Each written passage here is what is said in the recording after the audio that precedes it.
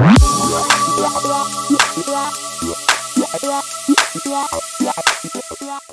guys, this is the Kratos Medical Podcast. Today we're going to be looking at a literature review, which is one of the ones that came up on atherosclerosis, the journal. Found to be really quite groundbreaking and really interesting, and definitely something a lot of my clients will want to hear about in terms of anabolic steroid use. Okay, so the title of this paper is Diminished Cholesterol Efflux Mediated by HDL and Coronary Artery Disease in Young Male Anabolic Steroid Users. Okay, so this is done by D'Souza et al. And was published in 2019 in the Journal of Atherosclerosis.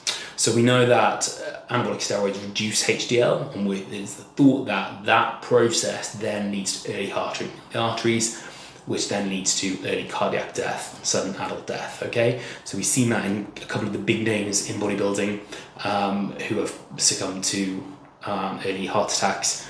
Some big names, some big guys, who have competed over the years. Okay, so the reason that I'm delving into this a little bit is I wanted to know what would be the risk to the average user and how does this come about. So first and foremost, looking at the study recruited 50 guys. Okay, so 20 of them were anabolic steroid users, 20 of them were non-anabolic steroid users who had been training for at least 2 years. So both cohorts needed to have been training for 2 years, and then they took 10 guys who were age matched but were sedentary. So they didn't exercise, they didn't really watch their diets, and they were just ordinary folk that didn't go to the gym. So the ones that had been taking anabolic steroids, they've been self-administrating, so they've been taking their own stuff. They had to have been taking it for 8 to 12 weeks, so a fairly middling to kind of almost short cycle by modern terms these days, and then also they need to have had at least 2 cycles a year, and a maximum of 4. Guys who are things like blast and cruise who are never coming off, for example, this is lower risk than that, for example. And for example, if you had 2 8-week cycles in a year, that could be much less than the average steroid user in the average gym setting. Okay, and what it found is that the guys across the board who were taking the anabolic steroids had a lower HDL level in their blood. That's something they found, and that coincided with a higher serum testosterone level, which is, as you'd expect with people that are taking steroids. So then they went on to have a look at if there is going to be any evidence of any coronary artery disease. So that is the furring or the narrowing of the coronary arteries around the heart. So those are the little blood vessels that lie across or within the muscle of the heart, which give the heart its blood flow. Without it dies, and that is what a heart attack is if those blood vessels become blocked. Okay, so this is on the way to developing coronary artery disease, angina, heart attacks, for example. So the next step was to have a look at all 50 participants in a cardiac assessment. So what they did is a CT angiography, which is where they look at the patency of these vessels, how furred up these vessels were in a scale on their CT angiogram. Okay, so that was an important part of the test, because as well as looking at how good their HDL was, we're also looking at, is there evidence of coronary artery disease? Unfortunately, the writing's on the wall with this one, a very, very staggeringly positive result for the anabolic steroid users. Okay, so the guys who were taking the anabolic steroids, who, as I said, could have been a minimum of and these are young guys, so the participants are ranging in the early 20s to early 30s. Okay, 25% of them, of the 20 that were taking the anabolic steroids whilst training, had evidence of coronary artery disease. Okay, so this is a very shocking outcome, and will certainly raise eyebrows in the community for the way that we perceive steroid use, certainly.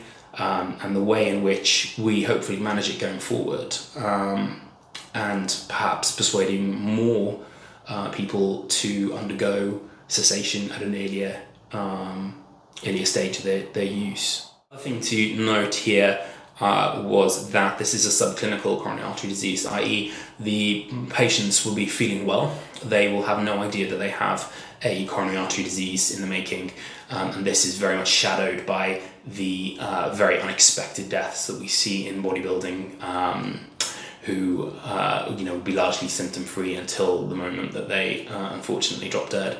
So this kind of suggests the reason for that is that subclinical coronary artery disease is mediating that. One interesting note, the antioxidant capacity of the good cholesterol was higher in the anabolic steroid users.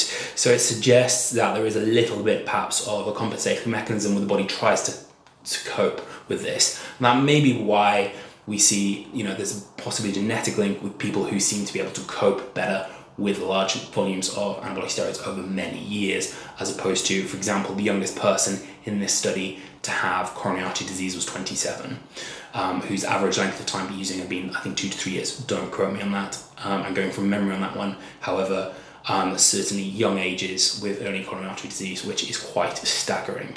In 2 of these patients, they had luminal stenosis. That means they had narrowing of the canal of their artery into their heart.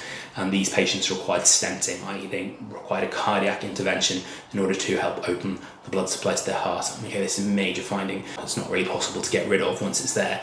So it's really important to note that if you have this subacute, i.e. you have no symptoms of this artery disease, then you're not going to know about it. And the gold standard test is pretty invasive in so much as there is a cardiac angiography, which is either you have a dye inserted through your heart or you have a cardiac CT. It would not be possible to have done through most socialised healthcare services. You'd be looking at a private referral for that, in which case quite a bit of money. So is there any good news?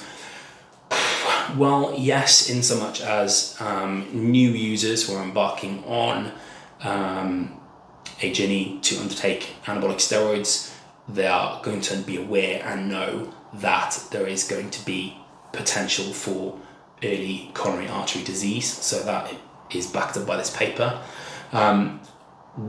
Can we fully comment based on just this study? And the answer probably is no. It's a really important study, and it definitely gives us future research avenues, but certainly the sample size is pretty small in that they recruited 50 patients, so it's a pretty small sample size. What we need to do is we need to get more data, and ideally multiple studies generating big meta-analysis, which gives us more rich data, which can draw bigger conclusions, more valid conclusions. Okay. The limitations, of course, also that all these participants were male, so it didn't look at female. The other thing to take into account was that dietary factors weren't assessed in this paper. So was there a difference between the guys who were blasting quite a large amount of anabolic steroids and eating burgers, or was there a conferred benefit from guys eating leafy greens and sticking to lean protein sources? We don't know. That is again another research topic. Also, cardiovascular exercise was not taken into account for this. So as we know, cardiovascular exercise is protective for the cardiovascular fitness and reducing the chances of things like coronary artery disease. Okay. So final thing, the paper didn't have scope to quantify or qualitatively analyze the use of things like whether or not the substances were oral versus injectable, whether or not there was ancillary use. So for example, as I already touched on, aromatase inhibitors, or whether or not guys were using things like tamoxifen or HCG during their cycles or after cycles, and what their sort of PCT protocol, whether indeed PCT is going to be beneficial or not. That research is still awaited. I know that UCL are planning to involve a trial which starts hopefully next year, where PCT will be prescribed on the NHS, so through socialised healthcare, in order to be able to give patients open access to it. Okay guys, thank you for your time. Hope you enjoy the rest of your day. If you're in the South Wales area and are looking for intravenous sports nutrition, or you're looking for advice on image and performance enhancing drugs cessation, then please do get in touch with Kratos Medical, and enjoy the rest of your day. Thank you, bye bye.